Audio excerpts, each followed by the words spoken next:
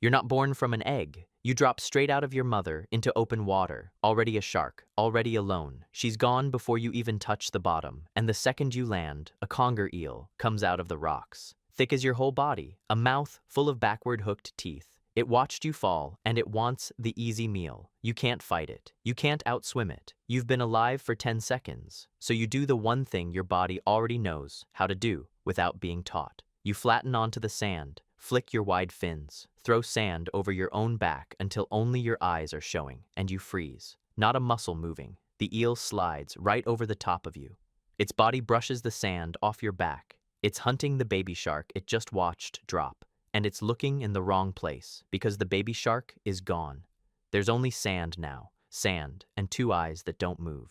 It gives up. It moves on. That's your whole trick. Not teeth, not speed, not size. Disappearing. Skip forward. You're bigger, hungry. Time to find out what those buried eyes are really for. You sink into the sand on a patch where little fish like to pass. Only your eyes poke out. Two holes on top of your head pull in water so you can breathe without swallowing sand. And you wait. A fish drifts over your flat. It has no idea the floor is watching it. Closer, right above your nose. You go off like a landmine. Your jaws fire straight up out of your mouth. A whole extra set of teeth launching upward like a drawer ripped open. And the fish is gone before it knows the sand was alive. 1/10 of a second, the fastest thing you will ever do, paid for with hours of doing absolutely nothing. You drop back down, bury again, wait again, hours of stillness for 1 second of violence. Up there, they call you an angel. Down here, fishermen call you the sand devil. And the sand devil eats well. But you're not always buried. When the sun goes down, you become a different animal. At night, you lift off the sand and swim. For real. Gliding across the dark seafloor, hunting out in the open, covering miles of ground in a single night. Some nights, you travel for the sake of traveling, drifting along the coast to a new stretch of sand. This is the half of you nobody sees. Not a buried lump, a moving predator with a whole ocean floor to cross.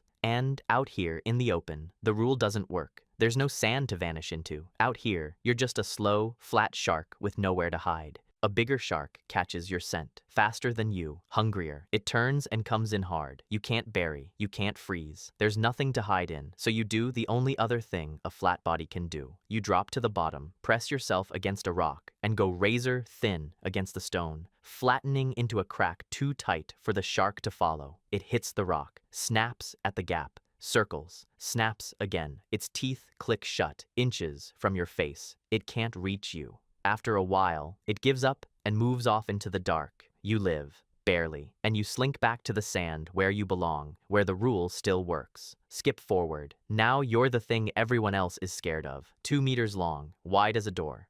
You don't bother with little fish anymore? A stingray glides over your flat one evening, big, armed with a barbed tail that could put poison in anything dumb enough to grab it. Most predators leave it alone. You're not most predators. You let it come. You wait until it's right over you. Then the floor erupts. You explode up from the sand, jaws already firing, and clamp down before the tail can even swing. The ray whips and bucks. You hold. You drag it into the sand and pin it with your whole body until it stops moving. That barbed tail never got a single shot. That's what you eat now. Flatfish, squid, crabs, skates, and rays. Flat hunters, just like you, except you're the one buried, and you're the one who wins. You'll even swallow a smaller shark if it swims too low. The buried king of the sandy flats. Nothing down here hunts you. Nothing down here can. Skip forward. Time to find another one of your kind. So you swim. Night after night, looking, and you find nothing. Miles of empty sand, then more empty sand. You swim over bays that used to be packed with angel sharks, thousands of them, buried wing to wing across the whole coast. You glide over the exact spots where your kind gathered every year for longer than there have been humans to watch. Empty, all of it, just sand and silence and you. Your kind used to be everywhere, the whole Mediterranean, the Black Sea, all the way up past Britain.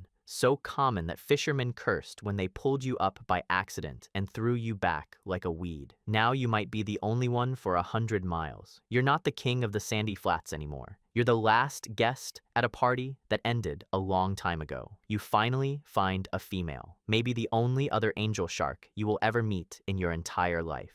You mate. And here's the cruel part. She won't drop her pups for almost a year.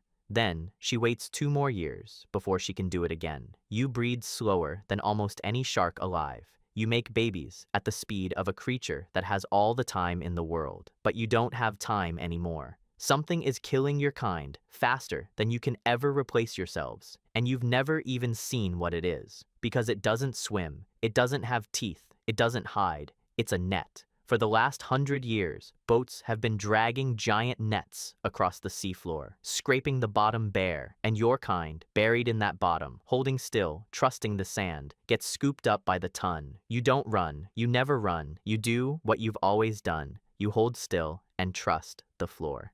And the floor gets hauled into a boat. Every angel shark that ever trusted the sand against a net lost. Millions of them, year after year, until a shark that once filled every bay in Europe almost completely vanished. Skip forward, you're old now. You've survived the eel, the shark. Years of hunting and hiding. You're buried on your flat, eyes out, waiting like always. Then you feel it, a rumble in the sand, getting closer. The water explodes into panic. Fish bolting in every direction, crabs scrambling out of the sand. A flatfish buried right next to you rips free and runs. The whole flat empties in seconds. Everything is screaming the same thing at once. Run, but you don't run, you can't. 60 years of instinct tells you the same thing it always has. Hold still, and the danger passes over you. It worked against the eel. It worked against the shark. It has worked every single time. So you press flat. You go still. You become the floor, and the net takes the floor. A wall of mesh rips across the flat and scoops you up, with the sand, the rocks, the crabs, and everything else too slow to escape. Now you thrash. Finally, way too late. Twisting and fighting as you're dragged up off the bottom for the first time in your life. Up, toward a light that gets brighter and brighter the higher you go. The surface, air, the angel finally leaves the dirt, and it dies the second it does. You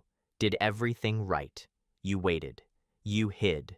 You trusted the one trick that never failed you once. And that's exactly what killed you. Not teeth, not a hunter, not a bigger fish. A net. And 100 years of nets before it, dragging your whole kind off the bottom of the sea, one still, hiding, perfect angel at a time. They called you an angel. They gave you wings, and you spent your whole life in the dirt and died the second you finally left it. But believe it or not, there's an animal with an even worse life. Watch that story next.